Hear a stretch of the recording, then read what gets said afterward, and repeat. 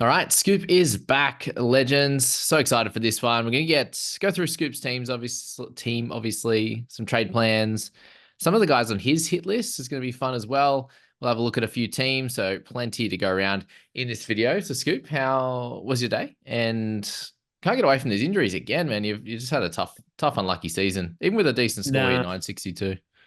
yeah, 962 is enough to move up a few ranks, slowly grinding up. Hopefully, I can make some good moves maybe this week in 20, push up towards that top 5K, and then hopefully hold on to enough to be able to make a push in that last week or two with restings. But yeah, up a few ranks, 962.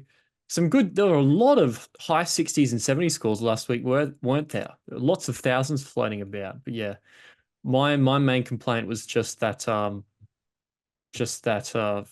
Fainu was there and that Sharp had to come on and ruin his break even so that we couldn't get a real good price rise out of him this round. But yeah, a few things happening this week. I've got how many trades? I think I've got two trades left. Okay. And as it stands with Hines out now, I would only play 11. So I think I'm just going to use the one and play 12 because I mean, you try and push it, you try and like push another half or push White up there, move up to center. None of the wing fullback guys that I really want, or the halves that I really want, play this week because they're origin or just not playing. So I think I'm not going to push it too hard. I'm just probably going to bring like maybe Garrick in just because of his price and Mm. he's real good and leave it at that, I'd say. Yeah, Garrick is a awesome target for you there for sure. Obviously got Fafita. Aitken. No Aiken? No Aiken. Yeah, Aitken down there. Oh, yeah, that's So right. Awesome. Aitken will go center, Whiten will go half, Tulagi will go wing fullback, Sharp will go wing fullback. I think I'm going to be short a third wing fullback is how it all pans out when it moves around. Okay. Well, we can start off with a very interesting potential pick this week then, and that's Jai Gray. What are your thoughts around him? He'd obviously fill that role for you. Yeah, Jai Gray, he scores decently well at fullback price at 24. Latrell's out for a bit. It's not going to be crazy long term, but he will do a job for the next couple of weeks and scored pretty well. Don't know whether I'm looking to bring someone in quite like him though. Wing fullback half dual is very useful for the next couple of weeks, but yeah, 330k. I just can't squeeze quite enough money out of him for me to really target him. If Geimer had mid, for example, I would Yeah. really be looking to bring him in as for a 13th because then instead of having a player to cash down next week, I'll just have like 500k in the bank to mess around with instead. Yeah, that's fair. So is the thing that's sticking with you having 10 trades left for the season in 9 rounds, the fact that you'll likely have to trade him out or he'll be a red dot? Yeah, I don't mind having a red dot eventually if he's really cheap or you buy him really cheap. But the fact that I can squeeze 50, 100k more out of him for similar guys who will either be low scores or red dots soon probably means in my situation I'll go someone else. If I didn't have a million edges or Geimer had mid, I'd go him. But yeah, 330k for an okay role, probably not what I'm looking for when I don't have the best team value and I'm looking to really squeeze as much as I can into my final 17. Okay. So looking more in the undervalued guns and these types of categories there. Yeah. Awesome. Awesome. We'll get into that very soon. So before we get there, hit list, mate. Who are you targeting? Is there some of these undervalued guys, or like on this list, some of the cheaper guys, or is it even cheaper than that with a few of them there? So hooking position, where are you at with hooker? You got I Handsy, had the Marshall King Grant super Grant. combo. So Marshall King's gone. I think I think I'm just gonna let Grant sit there. It's a massive annoyance to have him out for so long, but unless he's missing in round 20, I don't know if I'll go hunting. We'll see. We'll see how it goes. He might Yeah. be one of the guys that I trade out in round 27 if he gets a rest. If he was to be out next week, does that mean hands goes to like a Starling or something like that for you? I think that's a very good trade. Starling's one of those guys who I really do like because there's potential that he stays a green dot and can be a real emergency guy to bring in and still whack out a good score. We know Starling can do really well in good minutes. He's been that guy who's always a cash cow at some point every single year, just because he can score so well in the minutes that he gets. But yeah, this year And last year's been stuck for a while, but now big minutes. So it could be really, really strong buy and one of the downgrade targets to use either this week or round 20. Starling and Maddo, they're there for right for the picking, aren't they? Oh, So I can't do mids, both. I'll just stay with one. yeah, definitely. And mids for you, mate, at the moment, you got Adam Fanua Blake, who's a gun. You got King, who's scoring incredibly. How good was that? 74 to watch.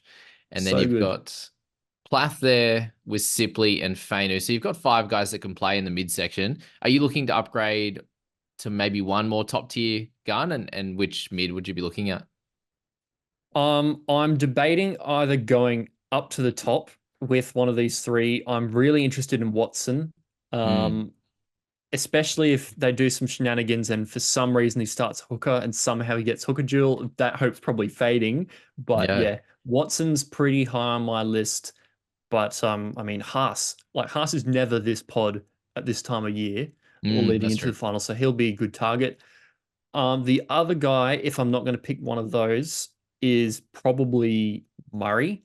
Yeah. But that's pending on what the role is and how that sort of pans out with Colin Matangi changing his role up a bit. So we'll see how that goes. Yeah, well, he's obviously someone we didn't speak about this week because he's not available, but he's just a tick under the top value guys that we spoke about, but he's also cheaper as well. So this is a great opportunity to target someone that's is at a cheaper price that we know can score really, really well. So just even this year, when we get him up to minutes over 60, which is what we want, he's at a 55 average, right? And 71 minutes. So that's 7 points undervalued as well, which you'd be very happily take a 55, wouldn't you, at this time of the year? Oh, 100% for that price. If he looks to be, if the South bench looks good next week, high chance that he comes in. Yeah, so it's an interesting one then. If you obviously Colin Matangi's on the list here and he's 80K more expensive, has the duel as well. But if you weren't sure or it was a bit tough to get him this week, you then compare Murray up against, let's just say Murray plays 50 minutes in Origin and he's backing up next week. You've got these two guys up against each other. Is it just Murray every day of the week? If if they're gonna be doing similar things, I would back Murray to score similar to but Colin Tongi's so good at lock. Hey, Oh, he's it's killing a it. tough one, but I think for his price, you will go Murray a lot of the time if you haven't got Colin Tongi already. Where do you stand on Keon this week? Uh It's so hard, I don't hey? know, like because he didn't do heaps and heaps, and then since he hit that 100 and moved around a bit, he's been an absolute weapon. So Ugh. he is tiny bit cheaper than some of those other tip top guys, but also he doesn't quite have the exceptional pedigree. And do you go for that or do you go for safety like a Haas or a Yo? Yeah, for sure. He fits in the list that I've got for Feeder and Aitken, who I think will both probably play the rest of the games, right? And then it's Colin Matangi, and that's basically it from this week onwards. So that's where a lot of his value is. And obviously, if he can stay in this spot as well, he's undervalued. But if he goes back to an edge, he's probably at value or probably a little bit overvalued. So Yeah. where do you stand? And obviously, there's so many of these guys. At least have one more bye to go, and probably have some risk of resting as well. Where does him playing every single game from here on in stand as an importance for you? I think um I think playing as many games as possible is quite high on my priority list. I'm going to try and probably limit myself to for most teams, try and limit myself to two, three for teams that really, really quite valuable. But yeah, you don't want to be running out of trades and just bringing in someone because they'll make a number when it's not your round 13, 16, 19, where it really, really matters. So I'm probably going to I'm probably going to go for safety if I'm going for guys that I know have a buy to finish off. Okay, explain further. Is that like guys like Isaiah Yo and these ones, like Payne Haas, you know what you're going to get out of them? Yeah, I know that even if they do get rested, that's being counteracted by just how good I know they can be and I expect them to be rather than sort of two sets of risks. I'm just limiting myself to the one set. Yeah. Oh, in a year that's been so crazy for injuries and up and Yeah. down scores, I completely understand where you're coming from there for sure. All right, so edges are next. Your section. You've got Nikora, you've got Fafita, you've got Kaipi's Paul currently, and that is all. So where are you at with that situation? Obviously, Aiken as well can play in that edge there. You're pretty Yeah. settled in edge? I think so. It's annoying not having Angus, but that was the price of making some nice trades through Origin. And I mean, Aitken, apart from the last week or two, has been scoring as good as the best edges. So with those three, I think I'm covered for the year. Kai Pearce Paul, I think he scores quite a lot better with Ponga in the team. So I'll be really keen to watch him uh, in the next couple of weeks to see whether he does fit into my final team plans. But yeah, it's a luxury trade if we do end up trading him out. But yeah, he's not a final team gun at this stage unless he really blossoms with Ponga back and they moved more towards that side. Bit like a Marzu type situation. Yeah, definitely. Well, yeah, they're getting closer in price now after Greg's good couple of weeks. Mate, before we go any further, just a quick thought around your squad. Do you have a list of the guys that are on the chopping block, or is Kai Paul one of those guys like, oh, it feels like a little bit of a luxury if I could move them Yeah. on, but it's a bit of a luxury. Where you at with the side right now in terms of Kai sales? Pierce Paul's probably like fourth or fifth Okay. on the list, sort of a thing. So Hands? for me, Sharp will be going out soon. I know Okay. that. Not this week, obviously, but the week Yep. after. Weeks Mm-hmm. has managed to score 200-meter tries in How a good? row. And besides that, he has, and I think his top score in 4 starts at Manly at fullback was 25. He's a Yeah. better player with more experience now, but yeah, outside of those long range tries, that's about what he would have scored. Hey, so Yeah. Feels like a he's 35 one that I'm going guy to watch very hard because as soon for as he me. drops, he's probably out. Yeah. 35 over like a 6 week period or something. So he's got these two 46s. You probably have some 20s in there and whatever Yeah. else. So yeah, like the rest of your team actually is just me looking at it looks pretty good from that standpoint. And like, Yep. Samuel Afeanu is an interesting one. Like if we really want to use some upgrades, if you had 200 in the bank, you could get to like an Isaiah Yo, which just feels crazy from someone like Fainu Yeah.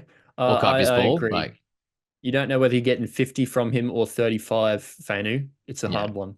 Oh, yeah, he's basically a rookie, so you expect like he's done so well. I'm really impressed with. I didn't expect it to be fair there in a team that's struggling like this for sure.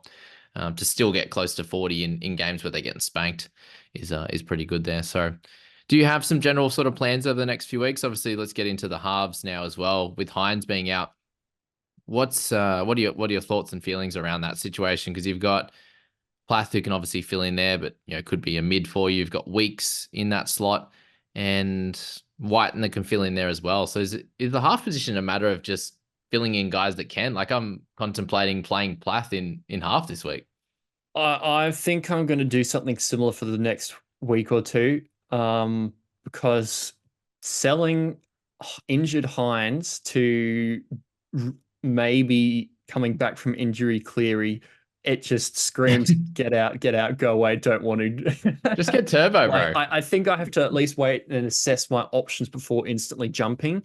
Half is probably going to be my last big gun before I sit on my hands for that sort of run home with the limited trades that we most of us have. So I'm probably going to go for the big mid and the big final wing fullback. Maybe I don't need that big final wing fullback. Maybe, Yeah. although like you can push White into half and bring in that big wing fullback like a Ponga now, and sit on that and make the actual half the last big gun trade. So there's a few ways to go about it. I think for now, I'm going to wait for that half because like we spent so many trades on half this year. It's not funny. We don't want to keep playing with it. We just want to have some, hopefully, certainty towards the back end of the year.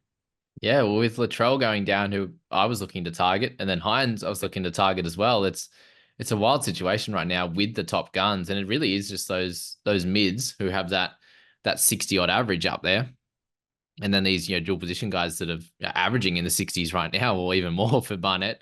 How good's he Yeah. playing, man? It's been absolutely incredible. Oh, that's got to be more super coach side, but like that's got to be close to the biggest base and power game of all time, right? Oh, That's crazy. just the Like, one try assist. Yeah, yeah, he's like 5 offloads, 50 tackles, and 200 meters or something insane. you Other never than see it. McInnes's absolute tackle clinic, Oh yeah, true. that's huge numbers. Yeah. You take Hines off the list now, and then it's one of those mids, and then a Cleary really, because most of us have one of these really good centers. You've got, Karaz in there most likely as well, like Garrick. Like that's three of these top centers, all wing fullbacks. A lot of us have Teddy, so it's maybe getting like a Ponga or something like that in Yeah. a few weeks. So there's really only kind of like three guys you might want to target in the top ranges, but obviously trades is a problem too. So if you were to upgrade three of those guys, it probably means at least one cheapy downgrade. And most of us are sitting at like, let's say 9 or 10 trades left. That's four in itself, maybe Mm. five to get these guns, and then all the injuries and everything else in between. That's probably all we can do, really. Get like two or three more of these guns, right? Yeah, well, if you think about it, if we've got, let's say, 10 trades, like in my situation, if I bring a Garrick in who's like, he's a keeper and pretty good and pretty high, but he's not elite tier. He's not the tip top. He's close, but he's not quite there for like your wing fullback. He's not going to average 60 No, from the run home. If I've got, that'd be nice. and if I'm targeting those expensive guys, I need a cheap guy and an expensive guy for the two trade outs. That's six out of my last 10. Then what am I going to do? I'm going to need those four over the last 2 months for things that are going to happen. So I think three is probably a realistic target. Yeah. And then who you bring in, like, can't be, yeah, it's probably like a Charlie Geimer. It's, yeah, even if it is a Starling, that's still 370 or whatever he is now. Like, we're not actually getting right down to the cheap levels, right? Yeah. So yeah, like Geimer's probably the Can't even safest go one. Adam Cook anymore because Fogarty's real close. Yeah, he's the other one too. He's an interesting, like, pod pick as well. And as you said, with Payne Haas, we've never seen him at these levels of ownership because a lot of people still held him in other years through Origin, or he got a little bit cheap and people jumped on. But he's kind of hung a similar price all year. To be fair, like you got a little bit higher, obviously early in the year, and 830 still. Well, it's one of the most expensive in the game right now, isn't it? It's crazy how this has worked out. Yeah.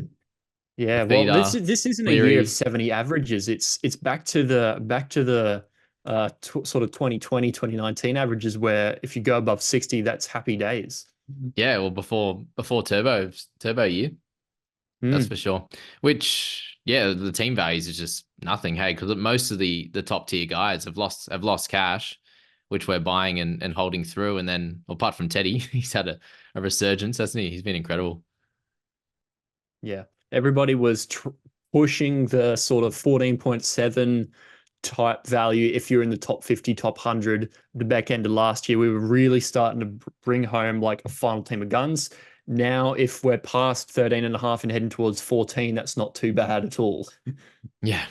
And so centers, mate, it's probably not one that we want to push too much further with because we've got guys that are sort of 5 to 10 points below the max guns in the centers. If you've got an Aitken and between an Ira Yeah. and a White, and you've got a really good combination there. Yeah, I mean, with center's been amazing this year. And as from last year continued on, the meta has been that centers are doing a bit better now. Like you look in my team and in a lot of other teams, you've got a Karaz, you've got an Aitken, even a Talagi, and Ira and White, and all you can bank on for like 40 scores in the Yes. centers. That doesn't happen until the last year or so. So you can just plug and play. That's pretty much the only reason I'm hesitant at all on bringing Garrick, just because, like, if he's pushing a center out of my 17, is that going to be much of an upgrade? I might Mm. actually end up going a Garrick instead of a Ponga if I end up not having the team value to do it because he'll be close.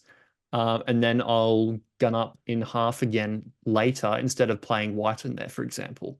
Mm. Yeah, because It's a I'm in a, tough s- I'm in a similar situation as you with just getting a lot of wing fullbacks and centers into the squad really, and it's like shit, I don't actually have space to get another one. You probably just have to wait for an injury. Like I one. suppose I'm probably a little bit different because I've got Fuller, who's likely to go soon, Wishart Yeah. as well, who's likely to move on soon. But I probably can't even trade in another wing fullback or something like that because yeah, just the position's so stacked right now for sure. But that other meta that we saw there, with you saying the centers have been scoring better, it also changes across the year. So the outside backs tend to score and halves tend to score a little bit better as the season goes on, and the middle Yeah. forwards get a bit more banged up and bruised, and they start to slow down a little bit. With as you can see with that Storm game on the weekend, how side to side was that? Did you get to watch a fair bit of that game? No, I wasn't able to watch that, but Oh, yeah, it was it's just like it, the second half was just like this. Like Stefano had no chance to even run or to make a tackle. That's like why he got 29. It was just, and then yeah, Yeah. Hughes hardly touched the ball. So I was annoyed with that. Barnett's not listening to the to that though. He's just doing whatever he wants. Oh, Barnett is king. He wasn't in that game, that's for sure. So we'll see how that Sharks Tigers game ends up this week for you, especially mate with Nikora and Iro. Nikора's been great, and hopefully he can still do really well without Hines there. Are you expecting much of a change for him? He seems to be getting really involved. It's sort of hard to know. Nickera was amazing last year when Hines was feeding him good ball, putting him in holes. Had a real slow start to this year, in the middle there. So I'm hopeful that he'll maintain a decent strike rate without Trindle sort of pinching ball on the left. Now that he can be more on the right. Mm. We'll see how it goes. Yeah, very fair. Mate, on this list of who's hot, is anyone standing out to you as probably the best buy of the week or the top couple to target? Ooh, Will Price is uh if it was like round 10, Will Price would be a fantastic buy. At this time of year, at his price, when we've got limited trades, it's what do we do with him? It's like Mm. really good buy, but is it top tier category? And is it basement? It's hard. As we said like a month ago, it's tough to get mid ranges in now. And then Wishart went and sort of did Wishart things. But yeah, so I think there are definite he's good, but you've got to make sure he works for your team because it's not the time of year to really go chasing after a lot of these guys. It's completely fair. This this year is different to last with that team value. So we're probably gonna be sitting in like our 15 through to 18 or 19 of our squad is probably going to be filled with these late fours to mid fives to Mm, 600 type of guides, I'd say.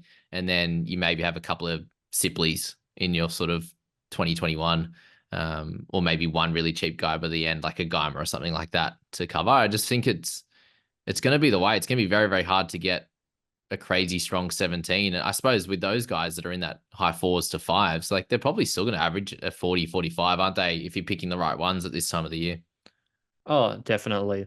Like, um, which he fits into yeah, that. Like you're buying even him like at, a price, he sort of fits into that category, yeah, doesn't he? Like we bought Whiten because we thought, yeah, he can probably average 40 when he was yeah, priced like just below 30. That yeah. works. Same with Um, Greg Marzou. Like, yep, yeah, Talangi's doing that at the moment. Weeks, you'd say probably he's going to do that at 40, but he's too expensive for that price. Whereas Sipley, yep, yep. somewhere around the 40 at 400k. Happy days. Daniel Saifidi's doing that at the moment. So that if you're getting that type of price bracket, they need to be around that 40 mark because you want to be able to play them in your 17 and not hate it, right? Yes. Which is where I'm worried about with like a Pia Kura or something like that. I don't feel safe playing him, and he's not going to knock out that random 55 or 60 just because he misses too many tackles. Oh, Well, disgusting. he's going to be highly owned cash cow again next year, isn't he?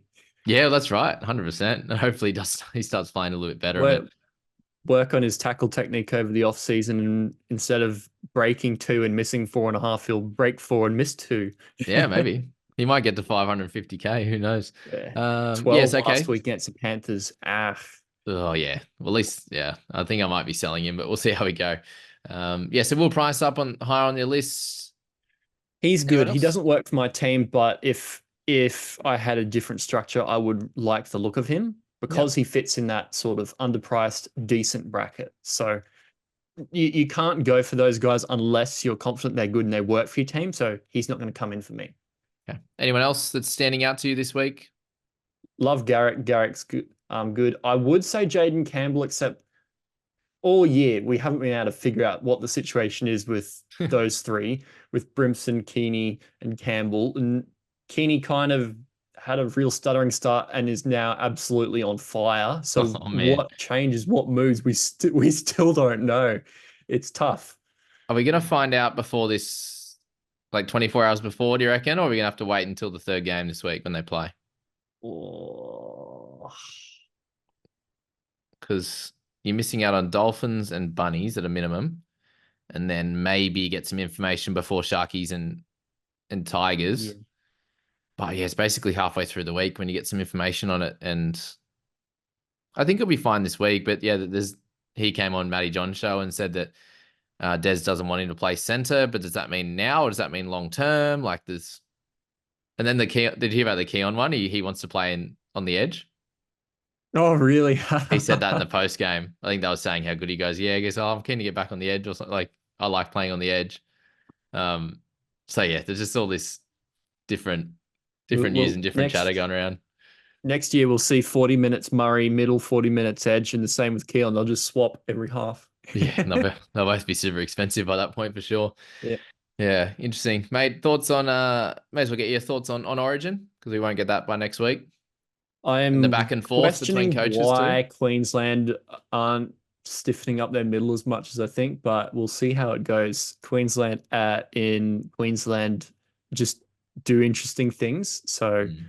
maybe we will see the return of Capewell, the Origin master. Yeah. Well, they've won, I think it's 8 deciders in a row in Queensland. So that stats with them. What are your thoughts on the have you been following along with the coaches going at each other a little bit? Not so much, been very busy, but yeah, I'm as I said, I thought Origin was tonight for half a minute there. So yeah, I'm keen to watch it play out, but yeah. No, fair play. That's going to be good fun. Alrighty, let's get into Dan's team, who sent this in, and I told him that we'd be going through it together, and he was like, "Oh, do I have to pay extra for the incredible scoop service?" So let's provide him with the best. He's sitting there with 4 trades. How good's that? 3,800 overall. Provided us with plenty of notes there, which is good.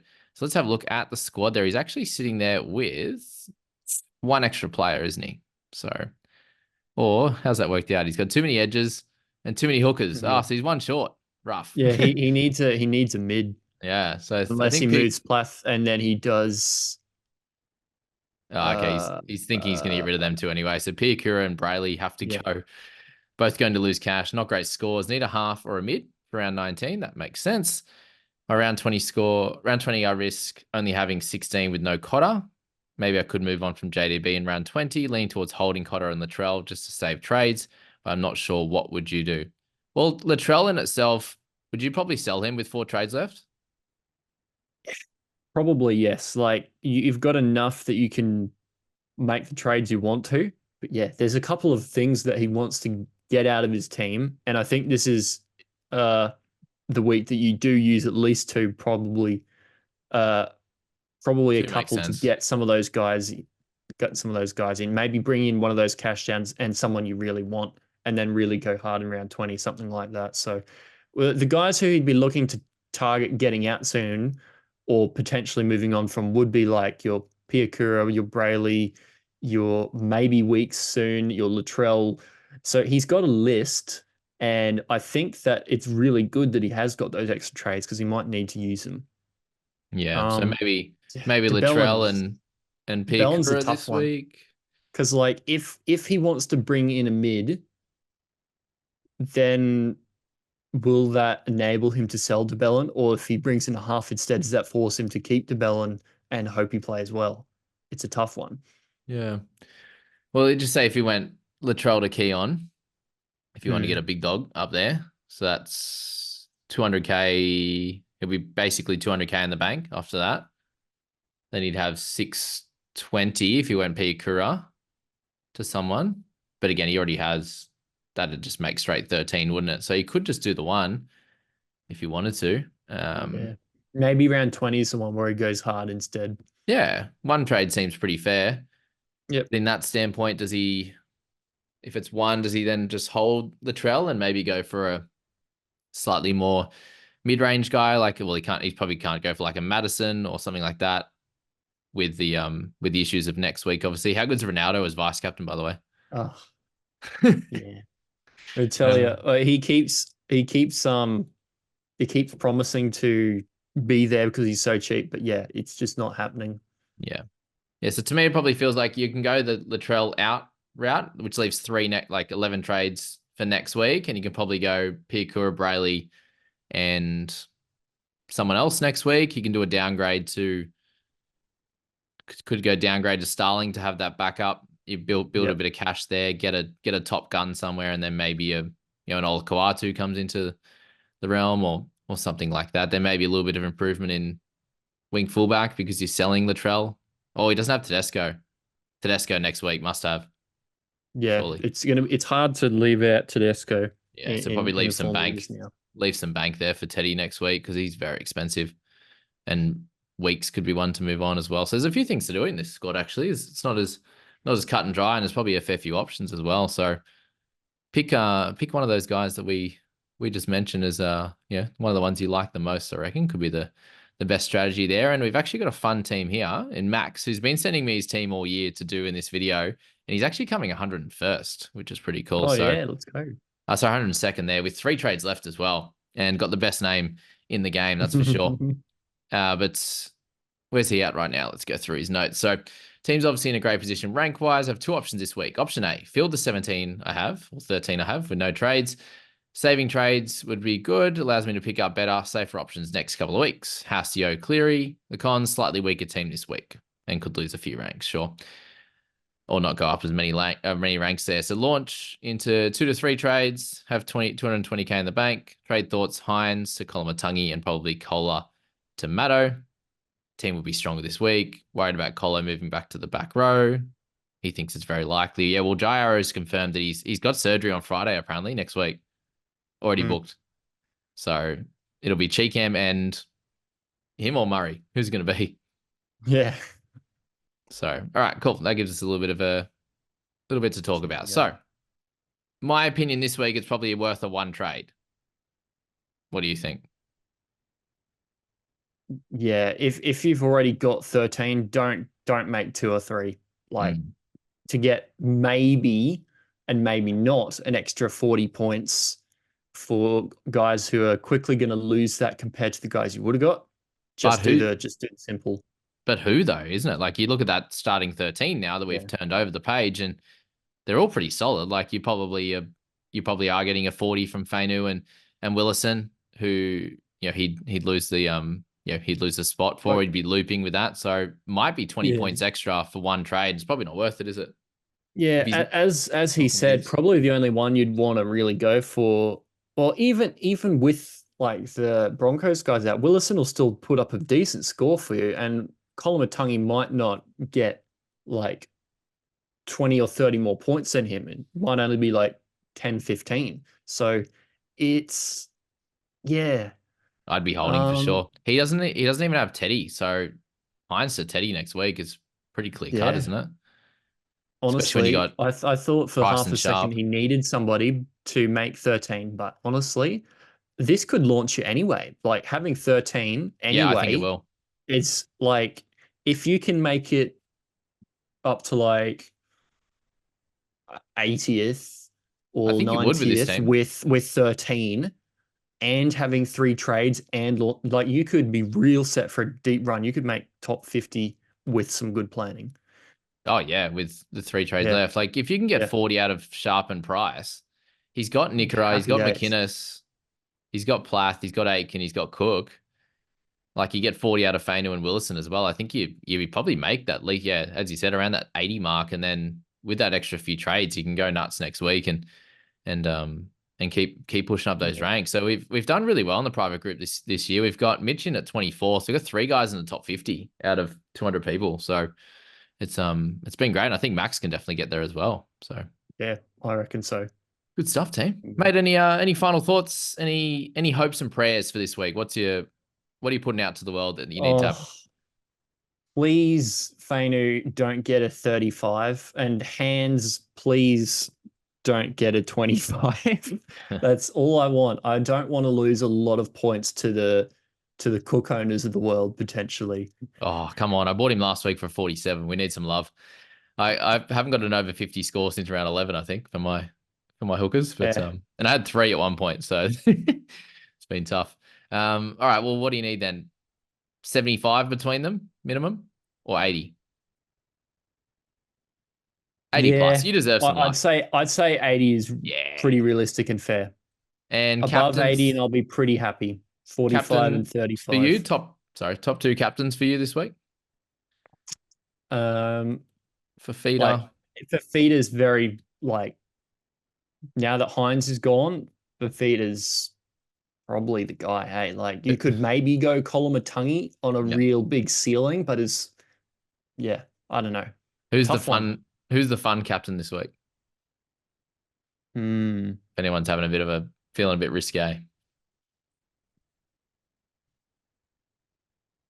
Jack Whiten. Jaden Yeah, Campbell's well, I mean, Jaden Campbell would be Fuller a did fun really one. well earlier in the year, but like that feels too crazy. It's probably the only crazy one would be like Campbell or Turbo. I mean, going back to Aitken, he was knocking out 60s and 70s for fun before slowing down a bit, and people have kind of forgot. So maybe Mm. even Aitken. Jai Maybe Gray. Aitken is the spicy one. Jai Gray all in. Yeah, all in. They keep like 73 points this week. Nicker is not terrible either against Tigers, but Yeah. maybe the base stats kind of go away. That's kind of the only problem against the Tigs. Yeah. But How sideways is it? If Storm yeah, and Tigers was sideways, how sideways is Sharks Tigers going to be? how many points is going to be? Yeah, for sure. Alrighty, mate. That was awesome. Hoping everyone got plenty out of it. I wish you some luck this week, mate. You just can't get it, especially in Supercoach as well. So it's bloody time. That's what I'm saying. Yeah. Give me What? so maybe next year I'll figure out center wing and who to buy when. Yeah, timing wise and when to not get Hines and Cleary. I can't believe they're the two that have kind of cooked us this year. But Yeah. anyway, we move on. Thanks so much, legends. Have a cracking night, and we'll catch you soon.